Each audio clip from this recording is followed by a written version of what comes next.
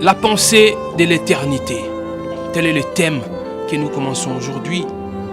Nous sommes dans Ecclésiaste chapitre 3, verset 11. Ecclésiaste chapitre 3, verset 11. Je vais lire au nom de Jésus-Christ. La Bible déclare: il fait toutes choses bonnes en son temps. Même, il a mis dans leur cœur la pensée de l'éternité, bien que l'homme ne puisse pas saisir l'œuvre que Dieu fait du commencement jusqu'à la fin. Il a mis dans leur cœur la pensée de l'éternité.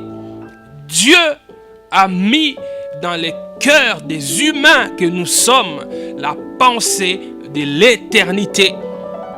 C'est l'Ecclésiaste qui parle ici. C'est Salomon qui a écrit ce livre de l'Ecclésiaste. Un livre qui renferme une grande sagesse. Salomon, vous le savez, il fut fils d'un roi, fils d'un des plus grands rois d'Israël, le roi David. Salomon est devenu roi lui-même. Il a succédé à son père. Il n'était pas le fils aîné de son père. Vous voyez, Salomon est issu d'une union adultérine entre le roi David et Bathsheba, qui était la femme de Uri. Vous voyez? Alors, le premier fils que David avait eu avec Bathsheba il est décédé. La colère de Dieu s'est abattue dans la famille de David. Et quand Uri est mort, David a fini par épouser Bathsheba et ils ont eu Salomon. Salomon est devenu donc roi. Ce livre d'Ecclésiaste, c'est un livre en réalité autobiographique. C'est-à-dire Salomon azo makamba oloba na livre za makambuye moko à vivre. Azo loba makambute pour donner des leçons aux gens sur des choses qu'il ne connaît pas ou qu'il n'a pas connues. Salomon makamba kolobawa à vivre yango. Salomon ayebanaki mokili mobimba par sa sagesse, connu dans le monde. En Israël, avant Salomon et après Salomon, et jusque maintenant dans l'Israël, l'état d'Israël moderne, il n'y a pas eu un roi ou un chef d'État ou un premier ministre qui a été aussi sage et aussi riche que Salomon. Il n'y en a pas eu. Salomon, c'est ce roi qui a goûté au plaisir de la vie plus qu'aucun roi d'Israël avant et après lui. Salomon, c'est l'homme de 700 femmes et 300 concubines. Vous imaginez? Même nous, ici en Afrique, les Africains, nous que l'on présente comme des hommes qui aiment la polygamie, il n'y a jamais eu, en tout cas à ma connaissance, un roi en Afrique ou un chef coutumier qui a eu autant de femmes et de concubines que Salomon. Si vous en connaissez, vous me citerez peut-être les noms. Mais toujours est-il que Salomon, il a goûté au plaisir de la vie. Il n'a manqué de rien. Il avait des richesses, des grandes richesses. Il a eu des femmes. Il a réalisé des grandes choses aussi, Salomon. C'est lui qui a bâti le temple de l'Éternel. Un projet commencé, initié par son père, David. David alobi, nanzambe niko tongela nzambe etonga tempelo ya monene. David alobi na koza ne sengote ngai na vandi na ndako kasi arche ya nkolo evanda na tente. Il faut natongela nzambe. Nzambe yebisi maboko nezala makila mingi kotonga te. Mwana na yo akoya après onde akotonga. Salomon atongi. Soki otali histoire ya construction ya temple, omoni ba moyen oyo Salomon a mobilisaki pour construire ce temple. C'était des moyens colossaux. Soki otali sacrifice oyo Salomon azali kosalela Nzambe. Bibwele boni Salomon azali koboma pona ko sacrifier bango epa na Nzambe. Eko opesa o vertige. Salomon azalaki na mbongo ebele. Azalaki mutu monene. Il a tout connu dans sa vie, Salomon. Salomon a eu des femmes asiatiques. Il a eu des femmes européennes. Salomon a eu des femmes même africaines. Salomon a tout connu. La reine de Saba a été séduite par Salomon. Elle a entendu parler de Salomon, de l'Éthiopie où elle était. Elle est allée jusqu'en Israël pour tomber sous le charme de Salomon. Salomon a tout eu. Salomon a tout connu. Tu es peut-être riche. Tu as peut-être beaucoup de biens. Mais je ne sais pas si tu pourrais égaler Salomon. Tu es un coureur de jupons. Toi, tu aimes les femmes, hein? Je ne sais pas si tu as déjà eu 700 femmes dans ta vie ou 300 concubines. Salomon, lui, il est passé par là. Il est beaucoup plus expérimenté que toi en matière de femmes. Et même en matière de richesse. Mais, ce qui est intriguant, c'est Salomon qui a tout eu, qui a goûté à tout. À un moment donné, quand vous lisez l'Ecclésiaste, Salomon dit: vanité de vanité, tout est vanité, poursuite du vent. Salomon, tu as été riche, intelligent, tu as tout eu. Mais comment tu peux dire vanité de vanité? Oui, Salomon dit vanité de vanité, tout est vanité.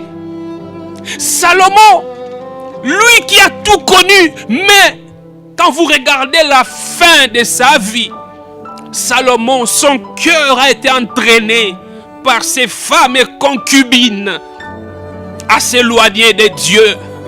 Vous imaginez, Salomon à qui Dieu est apparu. Salomon, Dieu lui a dit: demande-moi ce que tu veux. Frère, yo sozwa demande on n'est pas Nzambe. Hein? Nzambe ayebisa yo. Senganga oyo lingi. Nzambe nanga. Naebite, Dieu te dit, hein, demande-moi ce que tu veux. Est-ce qu'il t'est déjà arrivé que Dieu te parle comme ça? Et si Dieu te posait cette question au Senga Nini, Salomon a demandé la sagesse. Et Dieu l'a bonifié de grandes richesses au-delà de la sagesse et de l'intelligence dont il a été doté par l'Éternel. Mais curieusement, Salomon a mal fini. Son cœur a été entraîné dans l'idolâtrie. Les femmes païennes qu'il avait prises l'ont entraîné à adorer leur Dieu, ce qui a déplu fortement à l'Éternel. Il a dit: Salomon, le royaume va se déchirer après toi. De telle sorte que le fils de Salomon s'est disputé le royaume. Il y a eu ce schisme. Israël a été divisé en deux royaumes à cause des péchés de Salomon. Salomon dit: vanité de vanité, tout est vanité. Pourquoi Salomon arrive à cette conclusion? Vanité de vanité, tout est vanité, poursuite des vents. Salomon a compris la futilité de toute existence sur cette terre sans Dieu. Salomon a compris, tu peux avoir de grandes connaissances, tu peux avoir de grandes richesses, tu peux être quelqu'un d'une grande renommée, tu peux être craint par tout le monde parce que tu es chef d'entreprise, parce que ton papa est président, ton papa est ministre, ton papa est professeur, parce que ton papa est très riche, ou parce que toi-même tu es très riche. Oui, c'est bien tout cela. Mais si tu ne connais pas Dieu, si tu n'as jamais donné ta vie à Jésus, si tu ne marches pas selon la volonté de Dieu, tout cela ne te sert à rien. vanité de vanité, tout est vanité. Salomon a réalisé que ses richesses, ses grandes connaissances, au lieu de les utiliser pour le bien de l'Éternel, au lieu que ces richesses puissent consolider sa foi en l'Éternel, mais lui, il s'est laissé entraîner à cause de ses richesses, de sa renommée dans l'idolâtrie. Il a abandonné Dieu. Vanité de vanité. Tu peux être ce que tu es. Général d'armée, général 4 étoiles. Tout le monde te craint.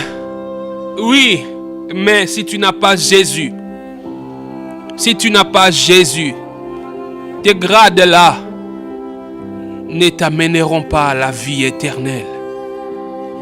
Vanité de vanité, dit Salomon, parce qu'il a réalisé que la vie sur cette terre, avec ses plaisirs, ont en réalité, tous ces plaisirs ont en réalité un caractère éphémère, un caractère fugace, un caractère fugitif, un caractère non permanent. Bisengo ya mokili oyo Salomon azwaki ba plaisir ya mokili. Salomon asepelisaki nzoto, apesaki nzoto na ye oyo nyonso kokai kosenga ye. Mais Salomon a réalisé que bisengo wana nyonso ezalaka nango éternel te. Bisengo wana nyonso ezali mokuse en réalité. Oui, Talabandeko. Le plaisir, toi qui es esclave du plaisir, le plaisir se transforme toujours en souffrance. Oui, le plaisir se transforme toujours en souffrance. Quand tu cherches le plaisir, tu acquiers le plaisir. Mais quand le plaisir se termine, tu veux encore en avoir. Ça ne dure pas. Ça ne dure pas. Regarde-toi. Quand tu vois une femme, tu dis, non, je dois tout mettre, je dois mettre tout ce qui est en mon pouvoir pour avoir cette dame. Tu es capable de sacrifier même tes enfants à la maison pour concentrer ton argent et prendre cette dame-là, aller avec elle. Mais quand tu l'auras sur ton lit, après, qu'est-ce que tu as gagné? Le plaisir charnel. Après demain, tu chercheras à en avoir une autre. Tu continues à suivre plaisir après plaisir. Ce que tu as eu là, parce que ça n'a pas un caractère permanent. Je me souviens de quelqu'un qui disait, il dit beaucoup de gens ont détruit leur vie à cause de 5-7 secondes de plaisir. Oui, quand je dis ça, les adultes comprennent. 5-7 secondes de plaisir là que tu cherches en courant derrière cet homme, en courant derrière cette femme. Oui, tu vois ce que tu cherches là. Beaucoup ont détruit leur vie à cause de ça. Beaucoup de mariages ont été détruits à cause de ça. Après tu réalises que mais ce que je vais chercher c'est cette dame là. Je l'ai avec ma femme. Ce n'est pas différent. Non, ce n'est pas différent. Vanité de vanité, tout est vanité. Le plaisir se transforme en souffrance. Oui, en souffrance. Salomon a dit, vanité de vanité, tout est vanité.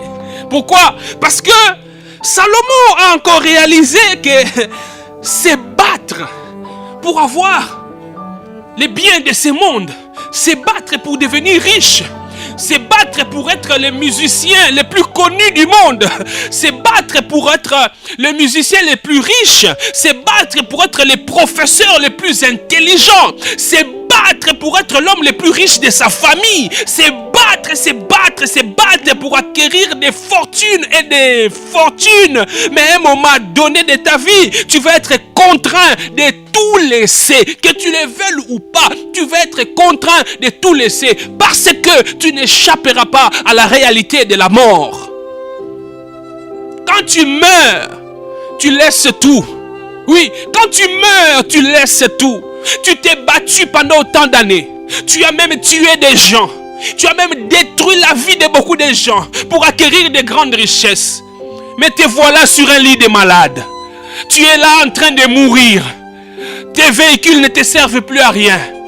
Tes immeubles ne te servent plus à rien. Tu as beaucoup d'argent. Tu es prêt à tout donner aux médecins pour avoir la bonne santé. Mais les médecins te disent qu'on n'achète pas la santé. Tu peux donner des milliards aux médecins, mais ce n'est pas eux qui te donneront la guérison. La preuve que tu es toujours sur un lit de malade. Tu n'es pas en train de guérir malgré tes richesses. La mort s'approche. Tu vas être obligé de tout laisser. Vanité de vanité. Tout est vanité. Salomon l'a réalisé. Salomon l'a réalisé. Les richesses que tu peux avoir, les biens, les plaisirs de ce monde n'auront pas d'incidence positive sur ton éternité. Sur ton éternité. Oui, l'éternité. La Bible dit, Dieu a placé dans les humains la pensée de l'éternité. La pensée de l'éternité dans les humains. Frères, sœurs, ozala ondimela Yesu to ondimela Yesu te. Na kati na biso nyonso. Ata mutu azokoloba ke Nzambe azalaka te. Na kati na ye likanisi ya bomo ya seko ezalaka. Il y a la pensée de l'éternité. Nous allons le comprendre. Parce que l'éternité, c'est une réalité dont on ne peut échapper. Personne ne peut échapper à la réalité de l'éternité. Pauvre, riche, professeur, président de la République, ministre, général, colonel, prostitué, homosexuel, meurtrier, voleur, saint homme, sainte femme, personne ne va échapper à la réalité de l'éternité. Tout le monde va être confronté à cette réalité. Oui, et Dieu a mis dans chaque homme, dans chaque femme, la pensée de l'éternité. Ce jour-là, devant son tribunal, tu ne diras pas, non Seigneur, je ne savais pas. Non, en toi, il a mis la pensée de l'éternité. Tout le monde sera confronté à cette réalité. C'est pourquoi l'Ecclésiaste dit, Dieu a mis dans les cœurs des humains la pensée de l'éternité. Ça veut dire quoi? Ça veut dire que Dieu, il a mis dans nos cœurs, dans les cœurs des humains, ce désir de connaître la suite de la vie. Dieu a placé dans nos cœurs ce désir de savoir, de connaître demain. Qu'est-ce qui arrivera demain? Je peux mourir demain, mais après ma mort, qu'est-ce qui arrivera? Mes frères, mes sœurs, même l'homme le plus athée du monde, sachez-le bien, qu'il est confronté à cette réalité de l'éternité. Il y en a qui n'aiment pas parler de Dieu. Vous voyez? Il y en a qui vous diront, bon, ils vous parleront de la nature. La nature. Bon, c'est la nature qui a voulu ainsi. Non, ce n'est pas la nature. Il y a un être suprême qui a tout créé. C'est Dieu. Il est temps que tu te tournes vers lui. La pensée de l'éternité, c'est ce désir que Dieu met dans le cœur des gens pour connaître à la fois le passé, mais aussi l'avenir. Les gens normaux se posent toujours cette question. D'où je viens? Où suis-je? Et surtout, où vais-je? Je suis en train d'aller où? Ne te poses-tu pas cette question? Il a implanté au très fond de l'être humain, croyant ou athée, le sens de l'éternité. Comme le dit la Bible du Seigneur, l'essence de l'éternité. Dieu, en plaçant en nous la pensée de l'éternité, ça veut aussi dire que le Seigneur a mis dans chaque être humain, homme, femme, le désir de la durée. Le désir de la durée. Vous voyez? Ce que nous avons, ce que nous sommes, Chaque être humain désire toujours que ça puisse durer. Que ça puisse durer et durer de manière positive. Dieu a mis ça dans chaque être humain. Alléluia. Mais, je vous dis mes frères et mes sœurs, cette durée que nous cherchons, cette durée que nous cherchons, nous ne l'aurons pas tous de la même manière. Nous ne l'aurons pas tous de la même manière. Oui, tu cherches la durée. Tu veux que tes richesses puissent durer. Tu n'as pas Jésus-Christ. C'est pourquoi tu es attaché à tes richesses qui ne dureront pas.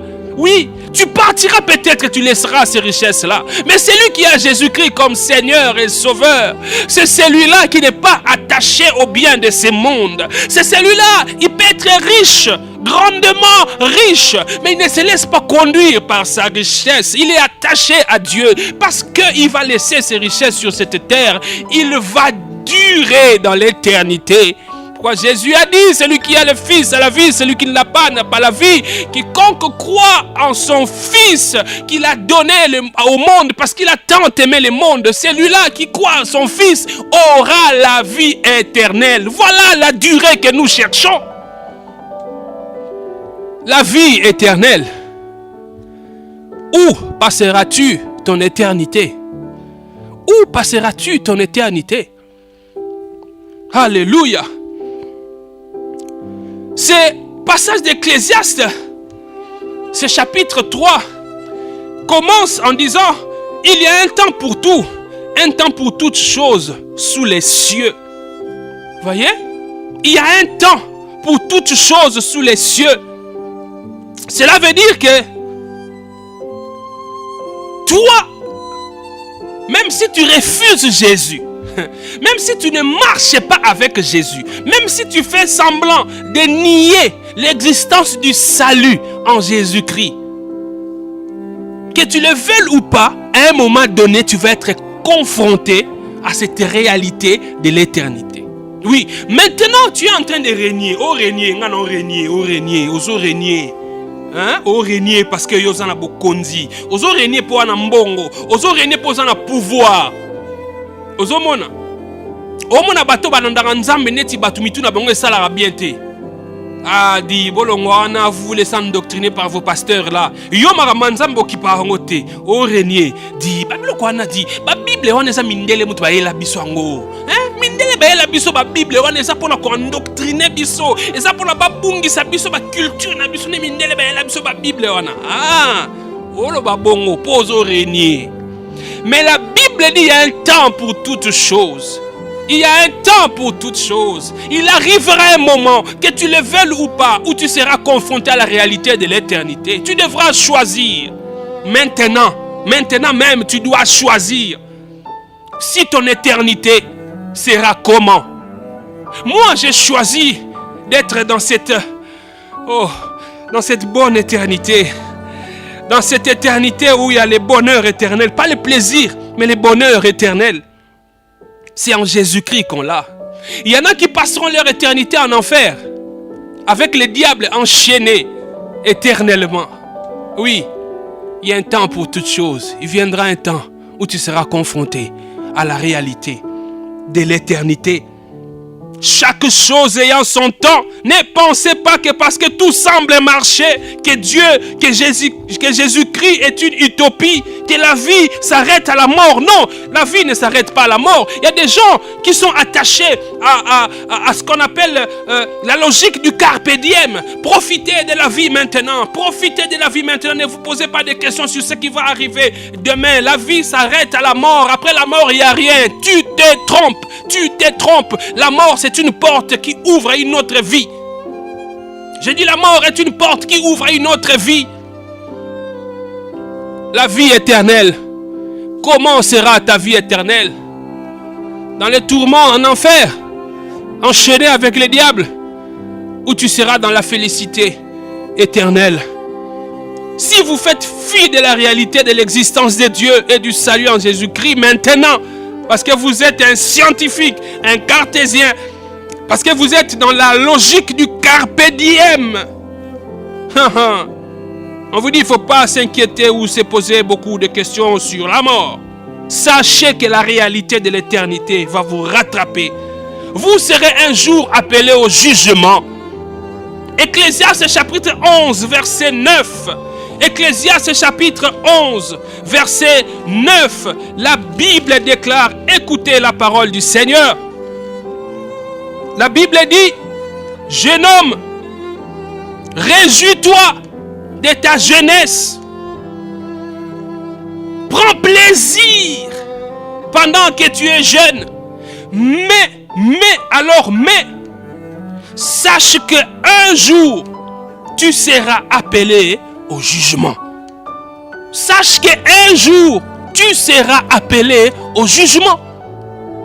Hébreux chapitre 9, verset 27 dit, il est réservé aux hommes de mourir une seule fois, après quoi vient le jugement.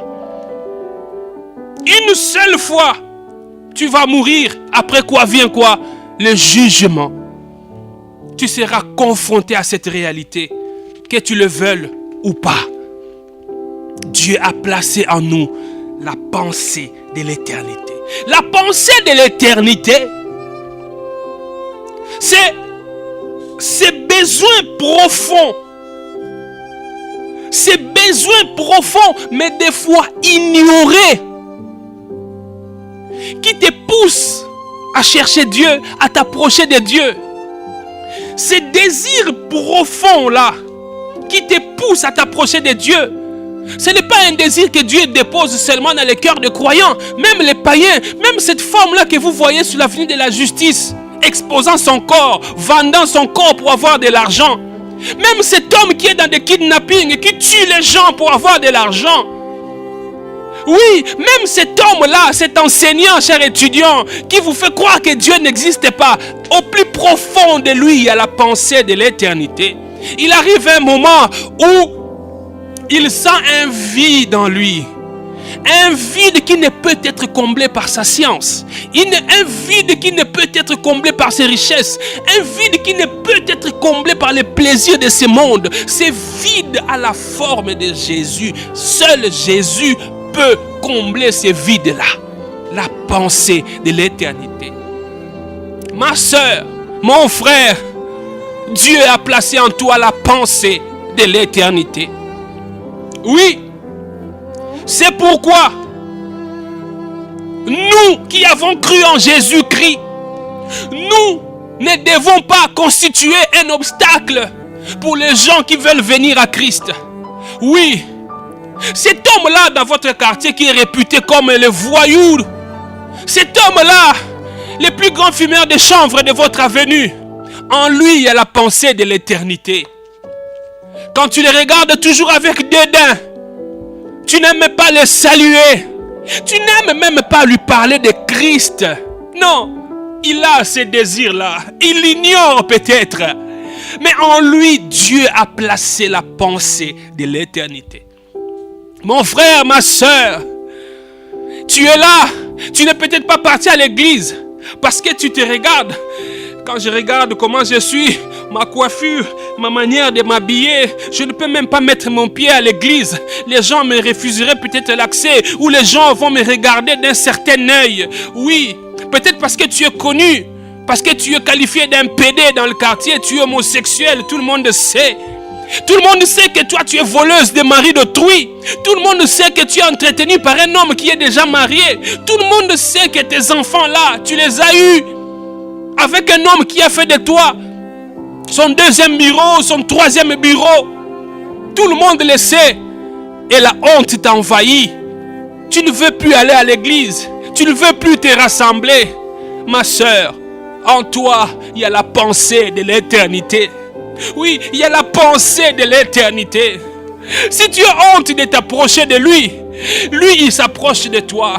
Écoute la voix du Seigneur. Jésus s'approche de toi. Oui, dans l'état dans lequel tu es là. En toi, il y a la pensée de l'éternité. Ce désir qui ne peut être comblé que par Dieu. C'est pourquoi il a envoyé Jésus pour toi. Oui, c'est pour toi qu'il a envoyé Jésus. Toi, le grand voleur. toi les bandits, toi qui es dans les couloirs de la mort, toi qui attends ton exécution, toi, tu as déjà dit à ta famille, moi je ne sortirai plus de prison. Le mal que j'ai fait, c'est tellement grand que j'ai écopé d'une perpétuité. Je mourrai ici en prison, c'est fini avec ma vie. En toi, il y a la pensée de l'éternité. De la prison où tu te trouves, Jésus vient vers toi. Jésus vient vers toi là où tu es en prison. Tu es peut-être en cachette, tu es en cavale, parce que tu as commis des crimes, parce que tu as fait des choses abominables. Personne, même les membres de ta famille t'ont rejeté. Personne ne peut te supporter. Je te dis, Jésus, il s'approche de toi aujourd'hui. C'est lui qui a placé en toi la pensée de l'éternité. C'est pourquoi vous verrez, même un criminel, même un voleur, quand il va commettre ces actes-là, dans son cœur, il est en train de prier. Oh Seigneur, fais qu'on ne m'attrape pas. C'est un voleur, c'est un criminel. Il pose des actes mauvais, mais dans son cœur, il est en train de prier qu'on ne m'attrape pas. C'est quelqu'un que vous ne voyez jamais à l'église. C'est quelqu'un qui ne se met jamais à genoux en train de prier. Mais pourquoi? Quand il est confronté à des problèmes, la pensée de l'éternité ressort. La pensée de l'éternité, c'est cette voix-là qui te dit qu'au-dessus de tout, il y a un Dieu. Oui, au-dessus de tout, il y a un Dieu. Il y a un Dieu qui est capable de changer ta vie. Oui, il y a un Dieu qui est capable de changer ta vie. Je te dis, s'il est impossible pour les humains de changer leur passé, Jésus-Christ est capable de changer ton passé. Jésus-Christ est capable de changer ton passé. Si tu donnes ta vie à Jésus, lui, il peut effacer ton passé. C'est pourquoi il dit dans sa parole, ceux qui sont en Christ sont quoi? Ils sont des nouvelles créatures. Si tu donnes ta vie à Jésus, tu deviens une nouvelle créature. Il efface ton passé. Tu es une nouvelle créature. Il ne comptera plus tes péchés du passé. Je dis, même si tu peux rester en prison, tu peux rester dans cette condamnation-là, mais lui, il va effacer ton passé. Tu vas devenir une nouvelle créature. La pensée de l'éternité, il l'a mise en toi. Il a mis en toi la pensée de l'éternité. Oui, ma soeur, mon frère, tu as peut-être cherché un jour à voir un homme de Dieu pour te confier, mais à te voir seulement à cause de ta mauvaise réputation. Ta réputation te précède même. Même les pasteurs refusent de te recevoir parce que tu es très mal réputé. Non, cette femme-là, elle sort avec le mari d'autrui. Cette femme-là, c'est elle qui est sortie avec tel pasteur. Elle fait tomber les pasteurs. Même quand tu viens chercher à te confier parce que tu veux abandonner ces choses-là, ta réputation est tellement mauvaise que personne ne veut te recevoir. Mais Jésus, lui, il s'approche de toi. Oui, Jésus, il s'approche de toi. Lui, il peut changer ta vie. Il peut changer ta vie. Il peut changer ta vie. Donne-lui ta vie et lui te donnera la sienne. Tu vas commencer à vivre par la vie de Christ. Oui, et ton éternité sera garantie. Tu sauras, si tu donnes ta vie à Jésus, que même après la mort, tu vas vivre. Oui, tu vas vivre. Tu n'auras plus peur de la mort. Tu n'auras plus peur de la mort. On peut te tuer parce que tu as été condamné. Oui, parce que hier tu as commis tellement du mal. On peut te tuer. Mais si tu donnes ta vie à Jésus-Christ, le mal que tu as commis pour lequel on pourra te tuer, Dieu ne comptera pas cela. Il va tout effacer si tu donnes à Jésus-Christ ta vie. Même si tu meurs, tu vivras. Tu vivras. Tu vivras. Il a placé en toi la pensée de l'éternité. La pensée de l'éternité. Prions le Seigneur. Prions le Seigneur. Prions le Seigneur. Ma soeur, mon frère, il est temps pour toi de donner ta vie à Jésus. Il est temps de l'appeler. Oui, il est temps. Tel que tu es là, oui. Deuxième bureau, troisième bureau, quatrième bureau. prostituée, homosexuelle, meurtrier, voleur, tel que tu es là, donne à Jésus ta vie sale, donne à Jésus ta vie là qui est sale. Et lui, il va te donner sa vie qui est propre.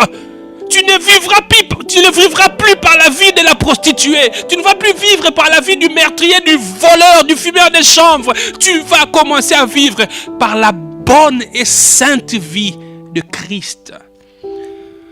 Jésus regarde ma soeur, mon frère, qui t'appelle. Oui, Jésus, elle te donne sa vie. Il te donne sa vie. Jésus, je prie que tu fasses cet échange. Que ma soeur, que mon frère commence à vivre par ta vie maintenant.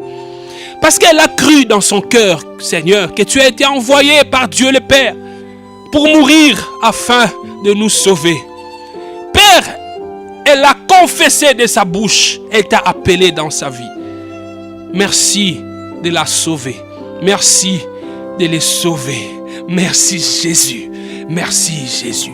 Nous aussi, qui avons cru en toi, Jésus, nous prenons l'engagement de ne pas regarder les païens d'un mauvais œil, mais de les regarder avec amour et compassion, leur apporter l'évangile, parce qu'en eux aussi, il y a la pensée de l'éternité. Il y a la pensée de l'éternité. Au nom de Jésus-Christ, au nom de Jésus-Christ, j'ai ainsi prié. Amen. Amen, amen.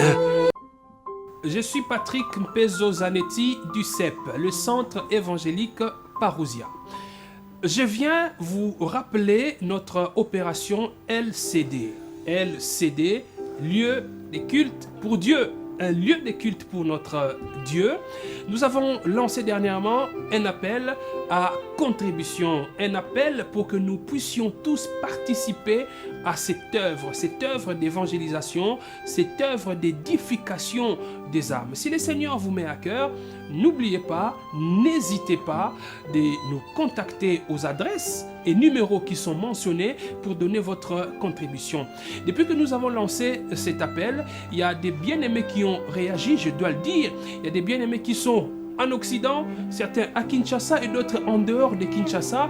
Il y en a qui ont promis de donner, il y en a qui ont déjà commencé à donner. Je me souviens encore de cette maman qui nous a donné sa contribution pour que nous puissions acheter des chaises. Je me souviens encore de ces bien-aimés qui est à Kisangani, qui a donné sa contribution pour l'avancement de cette œuvre. Si on achète une chaise, une âme se met sur cette chaise, une âme est édifiée. Si vous donnez votre contribution, nous approchons quelqu'un qui ne connaît pas Jésus, qui n'a jamais entendu parler de l'évangile, ou qui a déjà entendu parler de l'évangile, mais qui ne s'est jamais converti, et que cette âme s'est convertie parce que vous avez contribué à cette œuvre. Le ciel sera dans la joie et le Seigneur ne manquera pas de vous bénir. On a besoin d'argent, on a besoin aussi de matériel. Et j'ai pris que le Seigneur puisse honorer votre engagement, qu'il vous bénisse, afin que vous puissiez aussi bénir son œuvre. Que Dieu vous bénisse.